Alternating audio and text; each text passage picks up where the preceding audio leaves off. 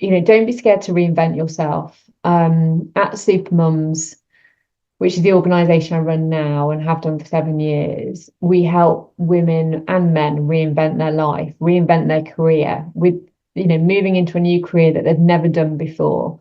And for some of those people, they've never worked really before because they've been the ones looking after the kids at home. And they have successfully launched a new career, got a job quite often in the first interview, and have done incredibly well from it and are earning really well now and have a career. There is a need to upskill and reinvent. The job market is massively changing. Jobs are disappearing. We enable people to relaunch a career from sort of any background and industry setting, really. You don't need to have any prerequisites or credentials. Welcome to Single Parent Success Stories, a podcast designed to inspire single parents. Here you'll find resources from self-care to finances to parenting and everything in between. Discover what it takes to thrive. Let the stories inspire you to what is possible.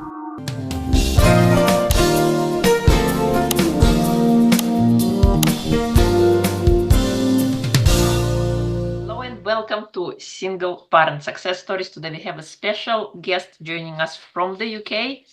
She is Heather Black. She is the founder of Supermums. She is a mom of two gorgeous girls. Over the years, she worked flexibly with Salesforce, even from a camper van in Australia.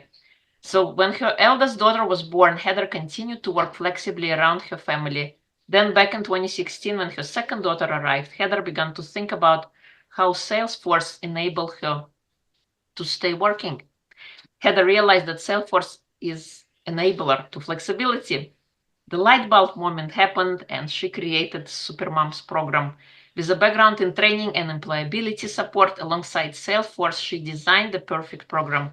And since November 2016, they welcomed over 1,000 trainees, moms, and a couple of dads from 10 different countries to the Supermom family. The mission of her company is to grow the program to empower more moms to forge a career within the Salesforce sector. Welcome, Heather. It is a pleasure to have you. Oh, thank you. It's lovely to be here as well and to help inspire other single parents in their journeys. Yeah.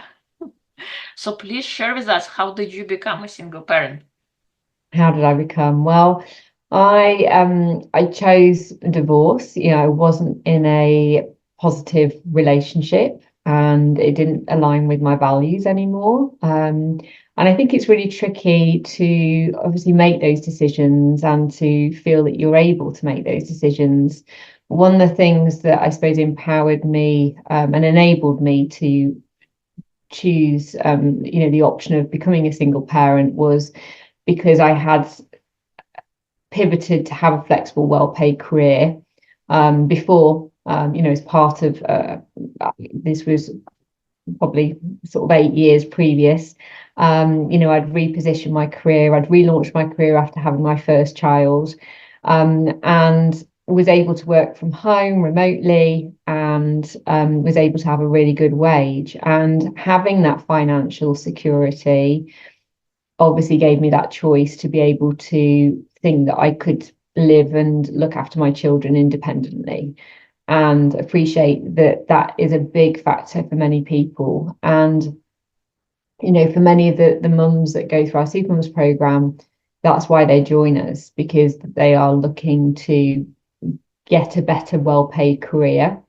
Many haven't worked for years, potentially, and they need to be in that position where they want to get back to work and to build that nest egg, to be able to make that decision if they want to leave their partners. So I know, appreciate my story resonates with other people out there. But it was my decision to sort of, become a single parent family. I have my children 50% of the time now, so that's split between. So obviously that has pros and cons of it. You miss your children massively when they're not with you. But equally, it's given me time to rebuild my life, to heal from, various sort of, I suppose, situations that have created a trauma response within my body, and to get back on track. So I'm happy to share any things of those journeys as we talk today. Yeah, wonderful. Thank you. What were some of the challenges you faced when you became a single parent? I think loneliness and isolation. When I became a single parent, I'd had multiple traumas actually at the same time. So I had a lot to deal with. So alongside going through the divorce, my dad had just passed away from a brain tumor. And both my mum had already passed from cancer. So I don't have any brothers and sisters, and I didn't have my parents, and that had obviously happened at the same time. So that's quite significant where you're feeling like you're walking away from a family unit in more than one way. You haven't got that support. And I'd also suffered 4 or 5 years with chronic health issues, which at the same time of that happening, had a laparoscopy and identified that it was endometriosis that was causing these chronic health issues. So I was kind of going through that process of having to come to terms with that and obviously getting my health back on track because that had really impacted me. So a lot of what I found there that helped heal my body was actually cutting out a lot of different foods that were inflammatory foods. And it was interesting in that felt it almost probably really supported my healing at the time. It was like, oh, I can't eat all this what you call nice food, right? The sugary food and alcohol and caffeine and all the things you crave when things are going wrong. All of those things I couldn't eat, which was probably a little bit of a godsend because you might have I might have put on loads of weight and everything else because obviously when things go pear-shaped, you want to sort of binge on all the nice foods. But I found myself having to give up, sugar, caffeine, alcohol, dairy and soya, all around that time. So I was also losing a lot of those food groups. So I had quite a few challenges, I suppose, on that journey. And I was in a position where I'd also lost a business during the pandemic, so I couldn't get a mortgage.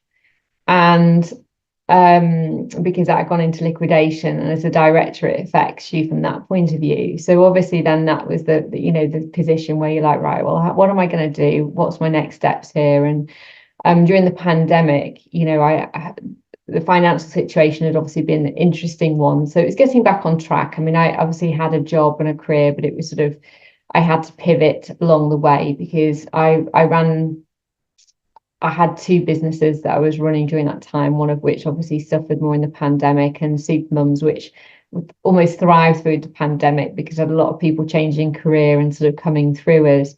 So it was an interesting challenge to go, right, well, how do I rebuild from here? And I had counselling for 2 years during sort of that process of lots of things happening and somebody holding my hand. And I think having somebody there who's dedicated to talk with you and talk through things with you and to help unpack it all out on the table and look at it in an objective way and to analyze and kind of restack it again and think, well, how do I move forward, was invaluable really for me during that time. I'd never had counselling before.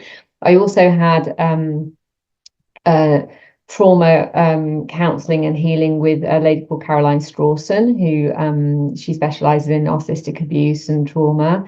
And working with her and being with a group of women who were on that same journey was a really good support network for me. So I created new friendships with people who had similar experiences that you felt you could talk to and open up to, whilst also being with an expert who can help you move forward rather than just dwell on all the negative things, help you move forward. And I just basically joined new groups of allies, really, I suppose, and friendship groups, and sort of started to rebuild my life. I think going back to that loneliness part, moving away from family unit and feeling quite isolated, is really important to sort of create those new friendships with people that understand almost what you're going through and are there to support you on that journey. And I think it's not a long-term thing necessarily. You'll always maintain those relationships, but that was a really important, sort of element of, I suppose, getting back on my feet. Yeah, you're so right. Sometimes we do need that perspective and we do need that support because when we are dealing with a problem on our own, we think we are the only ones with that problem, and it could be very lonely. So it's awesome that you were able to find such a group and that you worked with a trauma therapist to kind of help you along. What advice would you give to your younger self? My younger self. I think I kind of the thing that I've said is I kind of keep reinventing yourself. Like I put myself in the shoes of, Madonna reinvented herself every 10 years. That's what I told myself, right? I'm like, right, I'm in my 40s, I'm reinventing my life. What's it going to look like and what am I going to move forward? And I think that's what I've done throughout my younger years as well. Like I've reinvented my life. I've moved from home when I was 18 and went to uni, and that had to be a reinvention of my life, a new place, new friends, new event, new town, new city.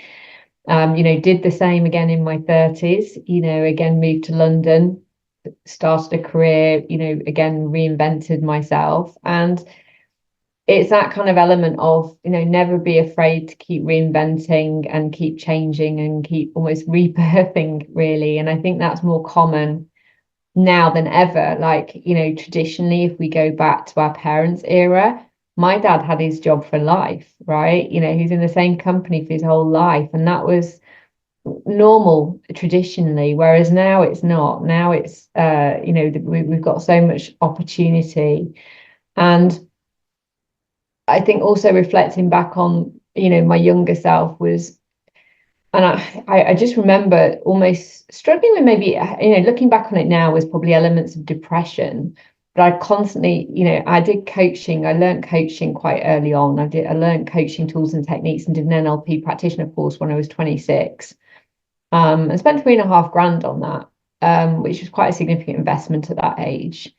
But actually those tools were really instrumental in being able to coach myself through situations where it felt quite negative. And I've constantly been able to, I suppose, have coaching tools and techniques, apply them to myself in later years as well. So it's constantly like, yes, we're having a down day, that's okay, tomorrow is going to be another day. It's okay to have a down day today, but what are we going to do about it tomorrow? What change are we going to make? And to kind of start to kind of always look for moving forward. And if I know when I can't do that myself, that I need to invest in somebody to coach or counsel me to move me forward as well. And I think, that I learned that at an early age, to be honest, and I've sort of kept applying that for my life. Yeah. But I love it, Heiko. You almost all your life you've been reinventing yourself at every decade. So it's not nothing foreign to you. You were kind of, I'm just gonna reinvent myself again. Well, yeah, and it's And yours. hard, right? Because you go through a grief cycle with that. I mean, every change, I've lived in about 6 or 7 different locations, which has meant new jobs, new careers, new friendships. It makes me versatile to kind of, one, I think being okay, being alone and starting out, but two, also being open to chatting to anybody and sort of obviously aligning and finding new friends in different places. Some people aren't used to that, right? If they've lived in the same place. There's comfort of, I suppose, having the same surroundings and the same people around you, particularly if you've got a family unit, then absolutely. But if you're in a place where it's all new and you don't really have that unit, it's about how do you sort of move forward. So yeah, it's been able to adapt. And another thing you said also, back in the earlier days, I guess, our generation before us, we had one kind of career for the rest of our life. And now what we're noticing that it's okay to have a different career throughout your life, have maybe 2, 3, 4 different, and it's not to say something was wrong. It's just we have outlived that stage of our life or from that career that it's not feeding us anymore, feeding our soul, feeding our desires or fulfill us intellectually maybe, and we have to move, and there is nothing wrong with that. And being open to kind of having that mindset that's not like something went wrong, but you just gotta shift and you gotta do something different now. So I love that. Earlier before we started, I think you also mentioned you have this concept or mission about ambitious woman mindset. Do you want to talk a little bit about that? Yeah, absolutely. So on this healing journey of kind of rebuilding myself, and I say, when was it felt like I was at the bottom of the well, right? You feel like, gosh, I've lost, lost everything. How do I rebuild from here, right? Like I really empathize with people in that situation where you're just holding on, and kind of going, right, well, how do I start? And it's not going to happen overnight. And I have to say that, 3 years on, I finally feel, really sort of happy and content. Don't, I still have those sad moments when I have to give the kids back and everything else, but I can bounce back pretty easily and sort of crack on with things. And I think with what has helped me during that time and having coaching and counseling enabled me to revisit, I suppose, all those coaching tools that I'd had in my box, and perhaps, not being able to access myself because what you can't always do it yourself when you're down. And the things that were really important to me to get me back on track were sort of 6 key areas, really, which I say it's called the ambitious women mindset. And the first development of that is around goals and goal setting, and be really clear about intentions each week, because unless we set any sort of goals for ourselves, we can never celebrate the milestones that we're achieving. I mean, for some people that could be getting out of bed right every day, but let's celebrate that if you are, or it could be sort of going out shopping or going to a new event or going swimming 3 times a week, whatever it is. We can otherwise, if we don't have that, we have no sense of accomplishment, no sense of success, and no sense of, that releases those endorphins of, oh, I've done this, brilliant, and feeling like you're achieving something. So setting goals on a daily or weekly basis or monthly basis can be really important to, say, boost our confidence, create some clarity for ourselves, to start motivating ourselves. And part of this is aligning with your energy. So energy is the second element that I talk about. You want to plug yourself into something that charges you up every day, just like plugging your phone in or your laptop. What are you plugging yourself in every day to charge yourself up? What gives you that mojo, that boost? It might be reading, or it might be listening to music and dancing, which I do so much more of. You know what? I never listened to music throughout my marriage. It was kind of always poo-pooed upon a little bit. Whereas now I put music on and I have a dance in the kitchen, and it really boosts my energy. So it's about finding the thing that really boosts your mood, boosts your energy, making sure that you're doing it every day and maintaining your energy within a 7 to 10. If you were thinking about a scale of 0 to 10, you want to keep your energy level 7 to 10. And if you can do that, then when you have a down day or something happens that feels really challenging, you will dip down to maybe a 2 or 3, but you will bounce back pretty easily. Whereas if you haven't charged yourself up with any of that positive stuff and you maintain between a 0 and 5, you're really going to struggle. So what I found is I had to really be intentional about what am I doing every day that's going to recharge me and boost my energy and mood. So then it helps me. Yeah, again, it's releasing endorphins and everything else in our body to kind of make us feel very positive. So it's about energy and making time for those things. The third thing is boundaries. So with boundaries, it's putting in time and making time to do self-care, making that time available, and looking at how you can do that. Now, if you've got your children 100% of the time, who can you get to help you? Don't be afraid to ask friends to do a friendship swap, because actually other parents might be really struggling with the same thing right now. Even parents that are in couples want a date night. I appreciate some people break up because they just don't have any time together. So if you can get together with some friends and say, look, I'll have the kids this Saturday, you have a date night, and then I'll have the kids the other week, and then that allows you to go and do something for yourself. It's just really, really important to open up and have those conversations with people, because it could be beneficial for both parties, rather than thinking you have to pay for a babysitter, which comes at an extra expense. It's like, what other things can you do? what other support can you get into place? And so the other kind of pillar to this is relationships. And it's about building that support network around you. As I say, I had a group of women that I, connected with and walked a journey with. I had counselors and I've had mentors that work with me, packaging people around me that lift me up, that upskill me, that are my vibe and my tribe is really, really important. So there's some of the elements of the ambitious women mindset that, because I've trodden this journey and realized what's important, I now share this with other women as well. I love that. And I think I love the elements that you mentioned, goal setting. Yeah, without goal setting, we don't have any kind of North Star or any direction, and it gives us clarity when we set a goal. Yeah. And energy, plugging yourself to charge every day. Yes, we are not, how you call it, the Energizer bunny that always going. We gotta put in those batteries, and whatever, I guess, makes you happy, or how our in energy and our emotions, like body in motion, whenever we move our body, we can instantly change our state and we can instantly get that boost of energy. Yeah. And I recommend to people practicing 10 minutes of joy, doing something that sets your soul on fire every day for 10 minutes or more. Just for the pure fact of you being happy as a result, not that you're going to get any monetary benefit or any other benefit, but to uplift your mood. And boundaries, so important. Yes, making time for ourselves, our self-care, because oftentimes we put ourselves on the back burner, we take care of others, and we forget to, again, charge our batteries. Absolutely. And, asking for help is an important component, and asking friends to help along. I love that.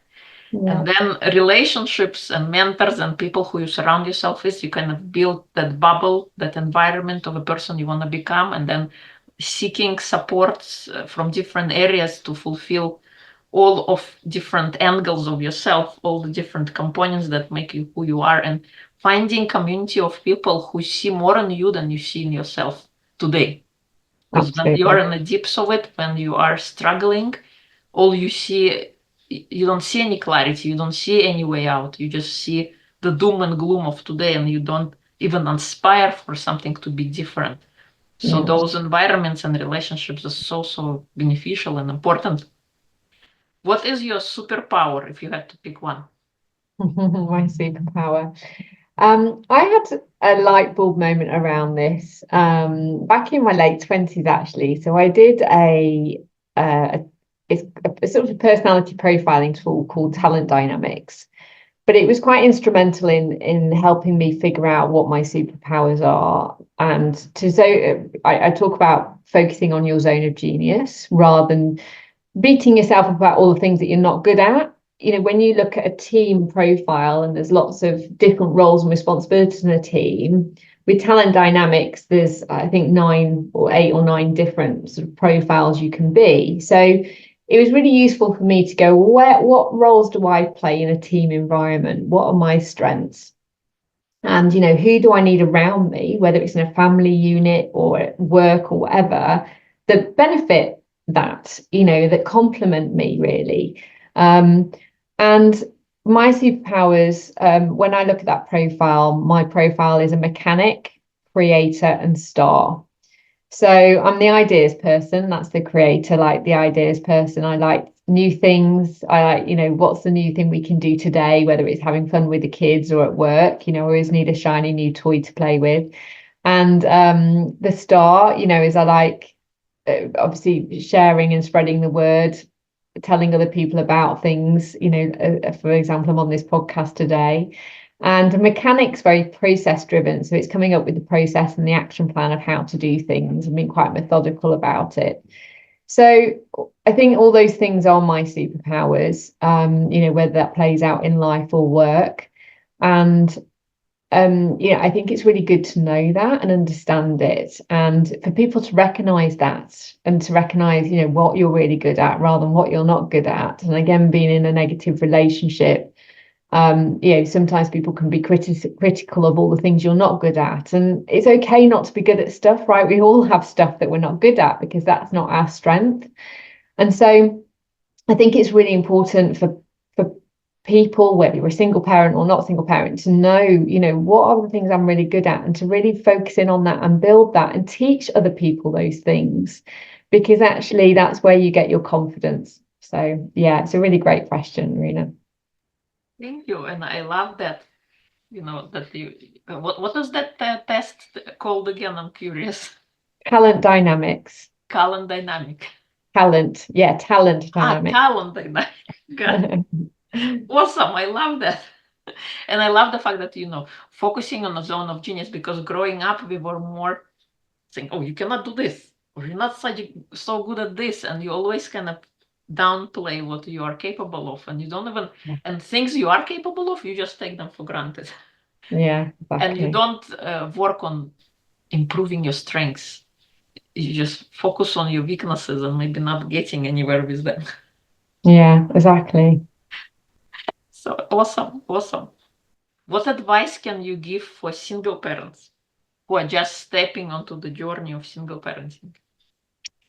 I think if we were to summarize, what I've talked about, it's about, don't be scared to reinvent yourself. At Supermums, which is the organization I run now and have done for 7 years, we help women and men reinvent their life, reinvent their career with, moving into a new career that they've never done before. And for some of those people, they've never worked really before because they've been the ones looking after the kids at home. And they have successfully launched a new career, got a job quite often in the first interview, and have done incredibly well from it and are earning really well now and have a career. There is a need to upskill and reinvent. The job market is massively changing. Jobs are disappearing. We enable people to relaunch a career from sort of any background and industry setting, really. You don't need to have any prerequisites or credentials. And I just sort of say, don't feel like you're stuck where you are. It's taking a leap of faith, it's doing your research, it's talking to people, and it's making informed decisions about actually what you could move into, but not being scared of that. If you're scared, it's because you haven't done enough research and talked to enough people. You obviously want to do all of that groundwork and be in a position to relaunch. And if you are going to relaunch your career and get that financial freedom that you want and get that flexibility that you want to support your children, make sure that you set yourself up for success. So with Supermums, we provide technical training, but we also provide a one-to-one mentor, real life work experience, career coaching and support to help you get that job opportunity, because that will give you 3 references on your CV and some work experience to put on your CV, plus somebody holding your hand and supporting you throughout that 6-month process. And so if you are going to relaunch your career, make sure that you've got those key ingredients in there, because if you just do a training course that is just a technical training in whatever the profession is, it will be hard to get the foot in the door without some credible work experience or without some references or without a mentor that's holding your hand. So try and build those components into anything that you do. And say that sort of builds on everything I've talked about the ambitious women mindset. You need that support network around you. You need to sort of build those new networks of people of where you want to go, and it's all about networking and opportunities. So yeah, just don't be scared to relaunch, but make sure you've got the right support network around you. I love that. I think it's so important, relaunching, and I love what your company is doing. And does the jobs that you're counseling in, is it mostly technology jobs, or what kind of roles do people find themselves in? Yeah, so we help people relaunch into sort of 6 different job roles.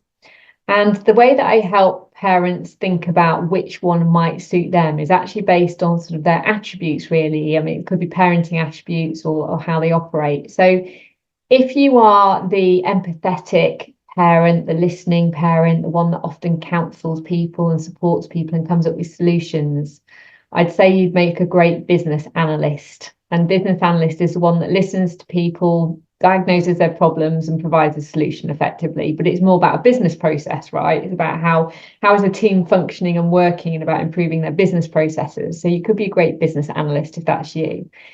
If you are the person that is the DIY person, the fixer, is always fixing things, sorting things out, likes learning new technology, just getting things done, then you could be a Salesforce administrator, and they're the ones that tinker with the system and get everything set up in the Salesforce system, which is a client relationship management system. So it's about building it and putting it together for somebody. If you are the parent that likes to coordinate everything, likes budget planning, time planning, arranges all the parties, the socials and everything else, and delegates things to people, then you'd be a great project manager. And so, being able to transition into that role would suit you perfectly, and say, progress. And on average, these roles can earn 60K a year, but, quite often through virtual roles. And if you enjoy all of those three things, then you could be a Salesforce consultant. And a Salesforce consultant could do one or more of those different attributes together. So some people just like doing all of those things, and you can as a consultant. And typically, again, they will earn on average 60K, could be up to 80K a year. And that's what all of our supermums are working in now. That's what they're doing, and the day rates for contract roles is £400 a day. And that's where I started, back in 2012, when I relaunched my career. I was earning £400 a day, working 3 days a week as a Salesforce consultant. And I did that for 4 years before launching Supermums, because I realized that other women and men could do this job and earn that much, and with that amount, I was able to breastfeed Lucy for a year at home. She would not take the bottle at all. And so, I was bound to the house, and I was breastfeeding at home whilst working and earning £400 day rates. And I just launched my career as a Salesforce consultant then. So I was brand new into it. And, it's absolutely possible to sort of pivot and to make that work. So there are 4 of the different jobs you can do. There's a couple of others, but I tend to say there's a job role that suits, everybody that comes through. There has to be an appetite for lifelong learning. There has to be an appetite for sitting at a computer and talking to people. That I would say they're the things that you need to bring to the table. If you want to be out in the garden or outside, then it's probably not going to suit you. There has to be an appetite to sort of say learn and look at computers and learn about technology. But if it's of interest, of course, do check out what we offer on the Supermums website and find out more about the career choices. I love that. Awesome. You were able to kind of first try it for yourself, and then you saw how it was working, and then you created Supermums, which is amazing. I love that. Was there any book that inspired your journey along the way that you can recommend? Any book. So I actually co-authored a book. I wrote a chapter which was very healing, actually, to write, to write everything down on paper about the journey. And I say, it inspired me to write a book myself. But it's called The Unseen Wounds of Women. And it is a series of chapters of women that have gone through separation, narcissistic abuse, trauma, that share their journeys of hope and how they've healed. And as I say, reading their chapters was quite inspiring, because it helped you sort of, just empathize and align. And so the book is co-authored and led by Caroline Strawson. But as I say, sort of writing everything down was really healing as well. So I'd highly recommend it if anybody hasn't done that. Yes, you're so right. Writing can be so beneficial. I have authored, also contributed chapters to several books, and it changes you once you release all that you have. And our lived experiences count for something as well. We oftentimes think, oh, you got to have an English major degree or some kind of reference for you to even start writing, but I don't think so. I think all of us have stories. We have our lived experiences for which you didn't go to college necessarily, but you have lived it and you've tried it, and now you are sharing with others. Hopefully it can help them as well. Absolutely. Is there anything I haven't asked that you would like to share? No, I think we've covered quite a lot, and I just want to, raise a hat to all those single parents that are listening that are looking to get themselves back on track to solve, one, you're showing up to this to find out how to move forward. Um, you know, there's lots of things to figure out and whether. And if I can be of support in helping you think about or consider career options, we provide a free 30-minute career consultation at Supermums, to help you make that informed choice, to talk through the options. The people that you talk to are alumni that have been through our program, so they're there to help, and to offer their experience and guidance. So yeah, just reach out to us, find out more. If we can't support you, then obviously I hope some of the things that I've shared with you today is helpful in helping you move forward in whatever way you need to. Thank you so much. Thank you for coming and sharing your story and your wisdom. If people would like to connect and learn more about you, where would they go? You can visit our website at supermums.org. And on there, we have a web page called What is a Salesforce Career, which we can put in the show notes. And that just explains, what the career options are, what's available, and gives you the opportunity to book in a call with our team. So have an explore of that. And I say, reach out if you want to have a chat with us. Awesome. Thank you so much for coming. It was a pleasure to have you. Thank you for having me, Irina.